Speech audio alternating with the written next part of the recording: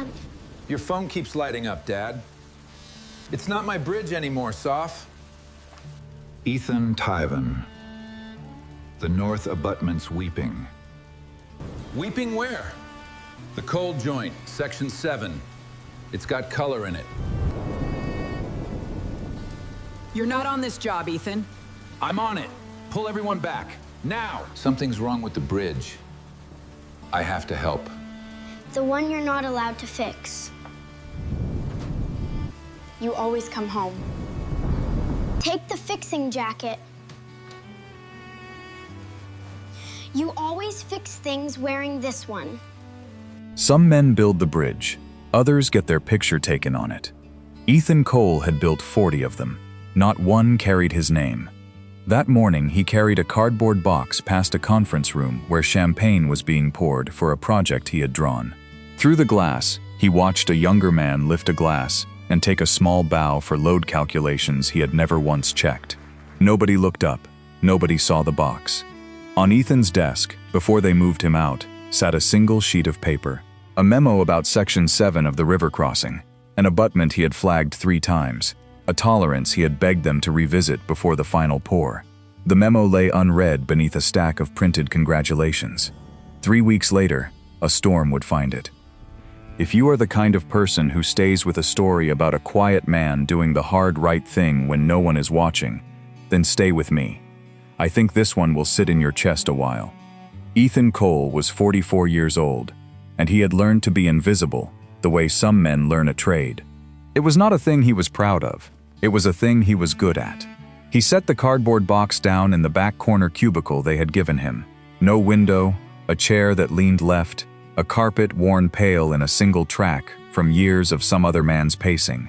He unpacked slowly, a framed photograph of a woman with laughing eyes, a mug his daughter had painted in the 2nd grade, lopsided and blue, a folded engineering rule he had carried since he was 22, and a jacket, a canvas work jacket the color of river silt, gone soft at the elbows, the company lettering across the back faded down to 2 half-worn words. Once it had read Ethan Cole. Now, if you did not already know, it read only E and AN. The rest rubbed away by 20 winters of leaning against cold rebar and colder wind.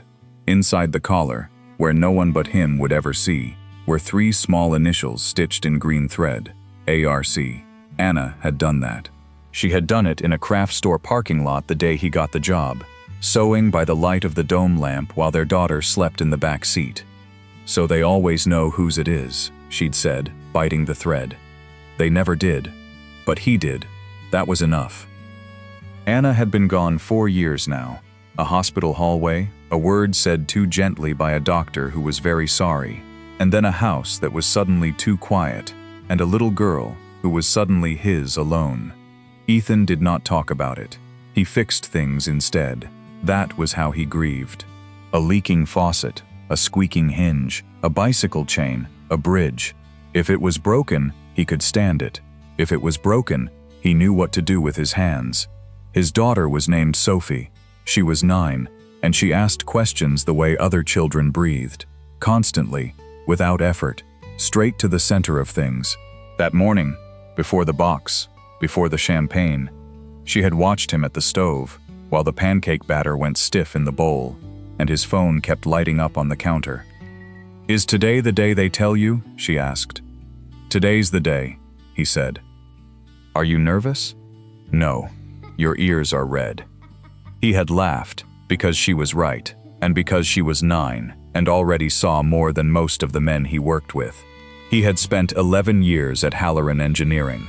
He had come up from the field, from the mud and the cold, from the crews who poured concrete at 4 in the morning in January. He knew the river crossing better than any man alive, because he had walked every foot of it. The promotion to project director was, everyone agreed, his. It had been his for a year. Marcus Halloran himself had all but promised it in the hallway, one hand on Ethan's shoulder. "This one's yours, Cole. You earned it the long way." Then Marcus's sister called about her son. Bradley Halloran was 29 and wore his degree like a good watch. He gave excellent presentations. He could stand at the front of a room with a laser pointer and a confident smile and make a slide of someone else's work feel like a revelation. He shook hands with both of his. He remembered the name of the client's wife. He had, everyone agreed, a great future. He had never poured concrete in his life. They gave Bradley the river crossing. They gave Ethan a box and a corner and a title with the word support in it. And they did it in a meeting so brief that Ethan was back at his desk before the coffee he'd left there had gone cold. He did not shout. He did not slam a door. That was not his way, and besides, Sophie needed shoes, and the mortgage did not care whose name was on the bridge. He simply took the box and walked past the glass and set his life down in the corner and hung the faded jacket on the back of the chair that leaned left. That evening, he did not tell Sophie. He made pancakes for dinner because it was Tuesday, and Tuesday was breakfast for dinner, and he let her tell him about a girl at school who could turn a cartwheel, and he laughed in the right places. When she was asleep, he sat at the kitchen table with the lights off and looked at nothing for a long time. In the morning, he went back. He always went back. A man with a daughter did not have the luxury of a broken heart on a Wednesday. For 3 weeks, Ethan watched them build his bridge wrong. It started small, the way these things do. Bradley moved the pour schedule up to hit a date that would look good in a press release. The crews grumbled. Ethan said nothing at first, because he was in the corner now and no one had asked him. Then Bradley reordered a concrete mix to save 11 cents a yard, and Ethan could not stay quiet, because 11 cents a yard on a river abutment is not a saving, it is a bet. He wrote a memo. Careful, plain, no anger in it. He walked it to Bradley's office, his own old office, the one with the window, and laid it on the desk and explained Section 7. The abutment on the north bank sat on ground that changed with the water table. In a dry season it was fine. In a wet one, with the river high and the load stacked, the tolerance he had designed left a margin. Bradley's mix, Bradley's schedule, ate that margin. Bradley listened with his great patient smile and thanked him for his input, and said the numbers had been reviewed by the modeling team. He tapped the memo twice with one finger, the way you pat a dog that has brought you a stick you did not want. "We'll fold it into the risk register, Ethan," he said. "Really, good catch." The memo went into a drawer. Ethan knew it went into a drawer because he saw it there a week later, when Bradley opened the drawer to get a charger, and the pale corner of it was crushed under a stapler. He tried Marcus next. This was harder. Marcus Halloran was not a cruel man. That was the thing that made it worse. He was a tired man who had built a company by making comfortable choices, and this was the most comfortable choice of his life, and he did not want to look at the cost of it. Ethan caught him by the elevator at the end of a Friday. "Section 7, Ethan said. "I need 5 minutes." Marcus looked at him, and for a moment something moved behind his eyes. The memory, maybe, of a hand on a shoulder and a promise made the long way. Then it closed. "Bradley's got the con," Marcus said. "You had a long run, Ethan. Let him have his. It's family." He stepped into the elevator. The doors began to close, and just before they did, he said, not unkindly, almost gently, "Go home to your girl." That was the moment Ethan understood. It was not that they thought he was wrong. It was that being right was inconvenient, and he was no longer important enough to be inconvenient. He went home to his girl. He drove the long way, over the river, and pulled onto the shoulder above the crossing, and sat with the engine ticking, and looked down at it in the last light. His bridge, the abutment on the north bank, freshly poured, gray and confident against the brown water. He had walked that ground with his own boots. He had felt it give, just slightly, under his heel in the spring melt. He knew what it would do. He thought about walking away clean. Nobody would blame him. He had done more than his job. He had written the memo, made the case, been dismissed. If it failed, it would be Bradley's name in the paper. Bradley's meeting with the lawyers. Bradley's ruin. There was a version of Ethan Cole, sitting on that shoulder in the dark, who wanted that very much, who was owed it. He carried that version home and put it away where Sophie could not see it. The days ran short and gray toward winter. The river rose a little with each rain and fell again, and Ethan drove the long way home, more nights than not, watching the north abutment cure and settle, saying nothing, waiting for a season he could feel coming, the way you feel weather in an old break. 3 weeks after the champagne, on a Thursday, the weather came. It was not supposed to be much. That was the thing everyone would say afterward, the phrase that got repeated on the news and in the conference rooms. It was not supposed to be much. The forecast that morning called for rain. By noon, it called for a lot of rain. By 4 o'clock, the river gauge upstream at the county line was climbing a foot an hour and did not seem to know how to stop. Ethan was at his kitchen table helping Sophie with fractions when the first call came. He almost did not answer it. It was Sal. Sal Reyes had been Ethan's crew chief for 9 years. He was a broad, steady man with hands like tools and a voice that never rose. And when Ethan heard that voice on the phone, it was pitched somewhere he had heard only twice before in 9 years, and both times a man had been hurt. Ethan, just his name. Then, the north abutments weeping. Ethan stood up so fast, the chair went over. Weeping where? The construction joint, section 7. There's water coming through the cold joint, and it's got color in it. Color meant soil. Soil meant the ground behind the abutment was moving, washing out. The very thing Ethan had drawn a margin against, and the very margin Bradley had spent on 11 cents a yard. I called Halloran. I called the Nephew. Nobody's picking up. The river's still coming up, and I got the poor crew and a night watch out here, and Ethan, I don't know how much time this thing has. Sophie was watching him. Her pencil had stopped. Where's Bradley? Ethan said. Client dinner. Downtown, I heard. His phone's off. Ethan closed his eyes for exactly 1 second. In that second, the whole thing hung in the balance. The version of himself on the shoulder in the dark, owed and waiting. Let it fail. Let it be Bradley's name. Nobody would blame you. You wrote the memo. You did your part. But the memo was in a drawer, and the bridge did not care whose name was on it. And there were men out there in the rain. Sal was out there in the rain. And a bridge is not a punishment you get to deliver. A bridge is a promise a town drives across at 7 in the morning with their children in the back seat. Don't let anybody stand on the deck, Ethan said. Nobody on the deck, nobody under the north span. Get me the poor crew. Get me 2 pumps if the yard's got them. And get me the load charts from the trailer. I'm 40 minutes out. Sal, pull everyone back from the abutment now. Right now. You're not on this job, Ethan. I'm on it, Ethan said. Pull them back. He hung up. He looked at his daughter, who was looking at him with her mother's eyes, and he did the arithmetic every single parent knows in his bones. The calculus of who watches the child while the world catches fire. Mrs. Delgado, next door. Reliable. Awake at all hours with her television. Soph, he said, kneeling to her level, keeping his voice the flat calm he used for skinned knees. I have to go to work. It's the bridge. Something's wrong with it, and the people there need help fixing it. The one you're not allowed to fix anymore. Out of the mouths of children. That one, he said. She studied him. She was 9, and she saw everything.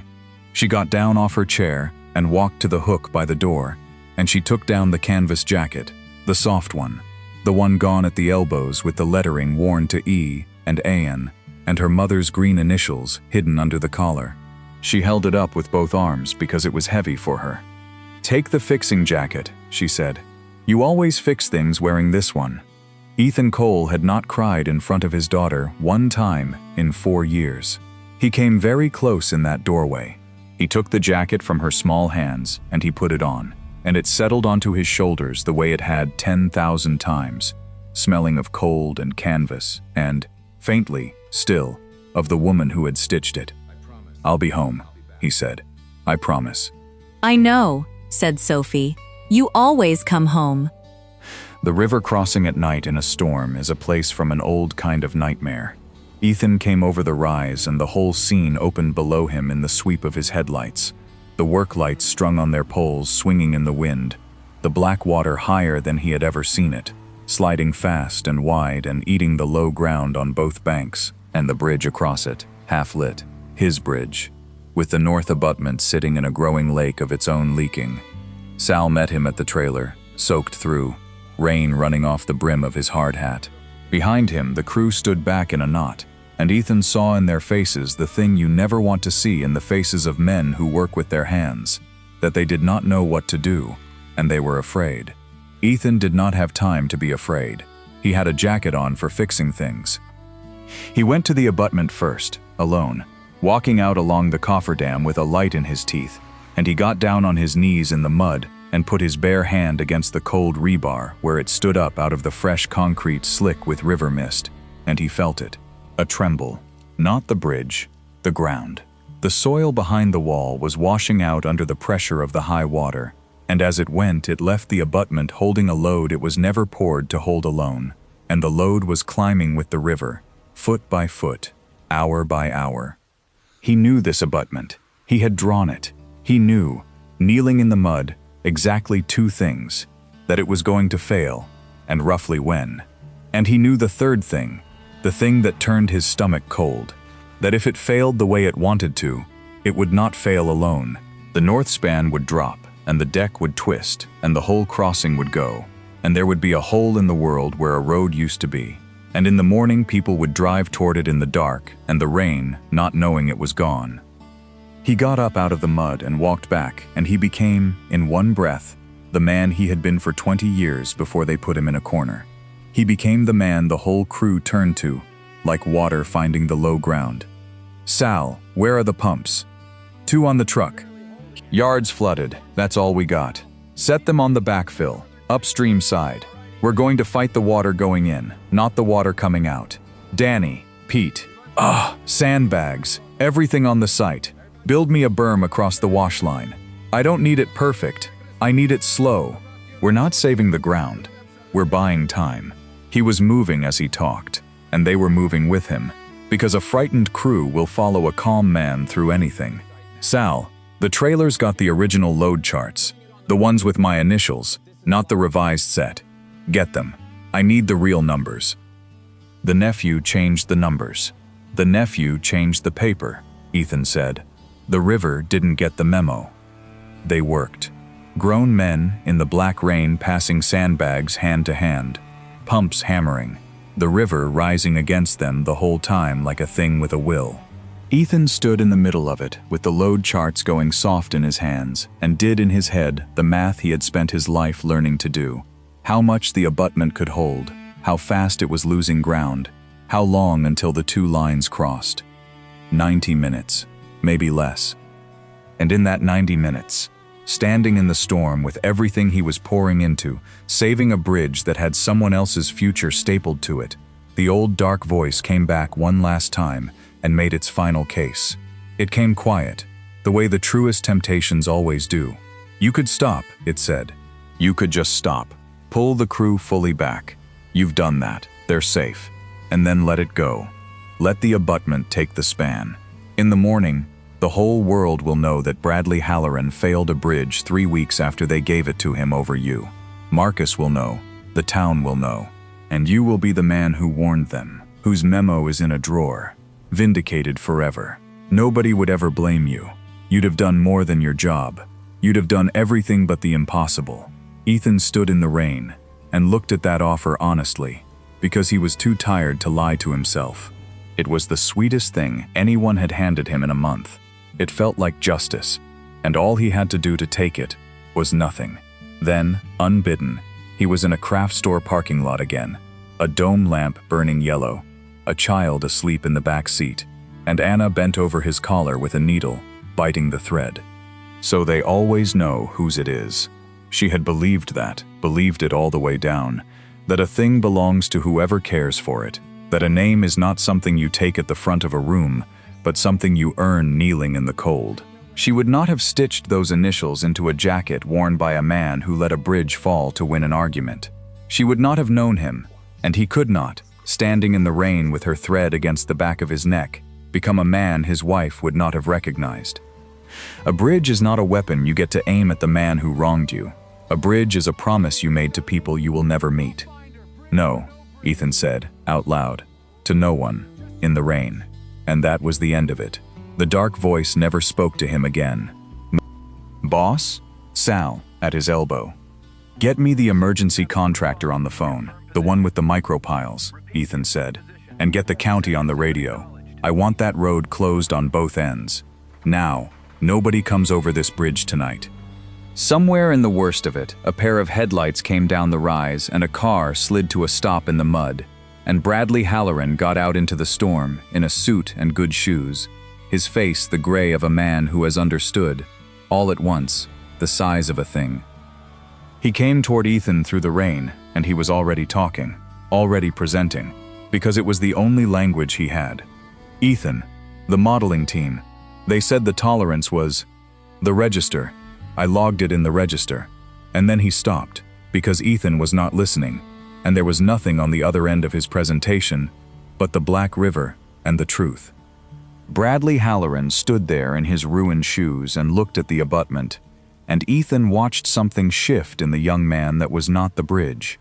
He watched him understand that he had signed his name to a thing he did not understand, and that men in the rain were now fighting to keep it from failing, and that not one of them was fighting for him.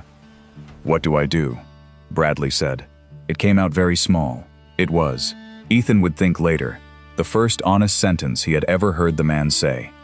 Ethan could have destroyed him with a single sentence. He had it ready. He had earned it. Instead, he pushed a shovel into Bradley's hands. "You do what I say," Ethan said. "Berm's washing on the east end. Go."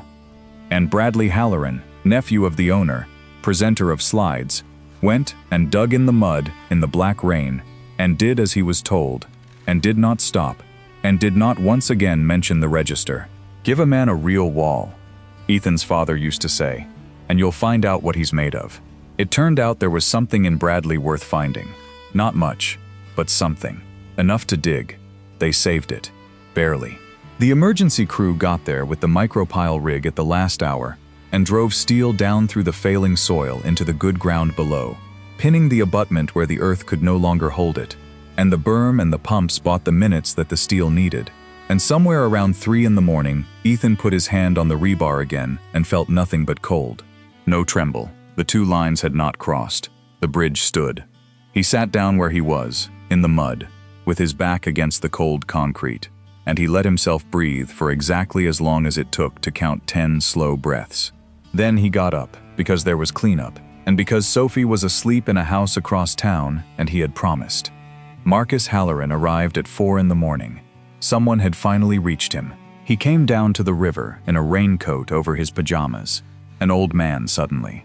And he stood at the edge of the light and looked at his bridge still standing over the black water. And then he looked at the exhausted men. And then he looked at his nephew, filthy to the elbows, sitting on an overturned bucket with the empty stare of someone who has met himself for the first time. And then he looked at Ethan Cole, in a soaked canvas jacket worn to E and Ain, and he understood the whole thing without a word being said. That was the thing about Marcus. He had always understood. Understanding had simply never been the expensive part. The expensive part was doing something about it. He walked over to Ethan. The rain had thinned to a mist that hung silver in the work lights. "How bad?" Marcus said. "It stands," Ethan said. "It'll need Section 7 rebuilt properly in the spring, the way it was drawn the first time." Marcus was quiet a long moment. Water dripped off the strung lights. Downstream, the river was already, grudgingly, beginning to fall. "The memo," Marcus said. "It was not a question. You brought it to me. By the elevator." "I did. And I told you to go home to your girl." "You did." Marcus nodded slowly, taking the full weight of it, not flinching. And Ethan gave him credit for that, for standing still under it. It was the closest the man could come to an apology, and it was, in its tired way, a real one. 2 sentences at 4 in the morning at the edge of a river, from a man who had spent his whole life avoiding exactly this cost. "I made the comfortable choice," Marcus said. "It's the only kind I know how to make. I've been making them so long I forgot they still cost somebody. They just never cost me." He looked at his nephew on the bucket, and back at Ethan. "You could have let it go. I'd have deserved it. Bradley'd have deserved it. You had every right." "No," said Ethan. "I didn't. Nobody has a right to a fallen bridge." Marcus looked at him for a long time then. Whatever he was going to do about the company, the title, the corner desk, that was for the morning and the mornings after. But something got settled between the two men in that look, at the river, in the mist. that no morning would unsettle. Marcus put out his hand. Ethan, after a moment, took it. "Go home, Cole," Marcus said. And then, quietly, "The way you say a thing you mean. Good night, Ethan." It was the first time in 3 years he had used the man's first name. Ethan heard it. He walked to his truck with it. He got home a little before 6. The house was dark and still. He stood in the kitchen a moment in his ruined jacket, dripping on the floor, too tired to move. And then a light came on down the hall, and small bare feet came running. And Sophie hit him around the waist so hard he grunted. "You said you'd come home," she said into his soaked shirt. "I always come home." She pulled back and looked up at him, and she took in the mud and the exhaustion and the jacket dark with rain, and being 9 and seeing everything, she went straight to the center of it, the way she always did. "Did the bridge break?" "No," Ethan said. "It almost did, but we fixed it." "With everybody's help?" He thought about Sal, and the crew, and the emergency rig, and even Bradley Halloran digging in the mud with his ruined shoes. With everybody's help. Sophie thought about this, her brow doing the exact thing Anna's used to do. "So everybody's still standing," she said. "The bridge, and the people, and the man you're not allowed to fix it for." She nodded to herself, settling it. That means they didn't lose. Ethan crouched down in his wet clothes and pulled his daughter against him and held her there in the gray light of the early morning. And this time he did not come close to crying. This time he simply did, quietly, into her hair, where she could not see and would not have minded if she had. They didn't lose. Out of the mouths of children. In the spring they rebuilt Section 7, the way it had been drawn the first time. And this time Ethan Cole's name was on the plans, in the corner, in ink, where a name is supposed to go. Marcus made him project director in April, quietly, no champagne, which was how Ethan wanted it. He did not take the corner office with the window. He kept the cubicle. He said he thought better with his back to a wall and the crew where he could see them, and that was true. But it was also true that he no longer needed the window to know he mattered. That was a thing he carried inside his own collar now, stitched in where no one could rub it away. Bradley Halloran did not get fired, which surprised the whole office and disappointed a good number of them. Marcus wanted to cut him loose. It was Ethan who asked him not to. "Send him to the field," Ethan said. "Put him under Sal for a year. Real crews, real mud, real 4 in the mornings." He signed his name to something he'd never touched. That's not a firing offense. That's an education. He paused. He dug. When the wall was real, he dug. There's a man in there worth the trouble. Maybe. So Bradley went to the field, and he was bad at it for a long time. And then he was less bad, and one cold morning a year later, Ethan watched him pour concrete at 4 in the morning, in the mud, with his own 2 hands, and saw him check the mix twice, and saw him wave off a crew member from standing where the load would come, and thought, there, that's the one. That's the sentence that was worth waiting for. Bradley never gave a slide presentation about someone else's work again. When he stood up in front of a room now, he talked about things he had touched. It was less impressive. It was worth infinitely more. Ethan and Sophie kept their Tuesdays. Breakfast for dinner. She got taller. She kept asking questions straight to the center of things. On the days he took her to the site, and Marcus let him, now, on a Saturday, hard hats and all, she would run her hand along the cool rail of the north span and look down at the fast brown water and know, in the private way of a child who has been told the truth by a parent who does not lie to her, that her father had stood here in a storm and refused an easy revenge and saved the whole crossing so that strangers she would never meet could drive across it in the morning with their own children in the back seat. He had spent years believing that success would feel like standing at last above the men who had passed him over. Bradley humbled, Marcus sorry, his own name finally louder than theirs. He had held that feeling in his hands on a shoulder in the dark, and it had been sweet. But real success, it turned out, was not standing above the people who doubted you. It was building something that left every last one of them still standing, the bridge holding, the crew going home, even the man who wronged you back on his feet with a shovel in his hands, learning to be worth something. There was no version of that morning Ethan would have traded for the satisfaction he thought he was owed. Not one. The canvas jacket still hangs by the door. It is worn now past the point of usefulness, gone at the elbows, the lettering rubbed down to E and AN, so that no stranger will ever again know whose it is. Ethan does not wear it to work anymore. He keeps it for one thing only. When something is broken, a faucet, a hinge, a bicycle chain, a heart, a bridge, Sophie still walks to the hook and takes it down with both arms and holds it up, heavy, and says, "Take the fixing jacket." And he does, and he fixes the thing. And inside the collar, close against the back of his neck where the world cannot see and cannot wear it away, 3 green initials keep him company and tell him, always, whose he is.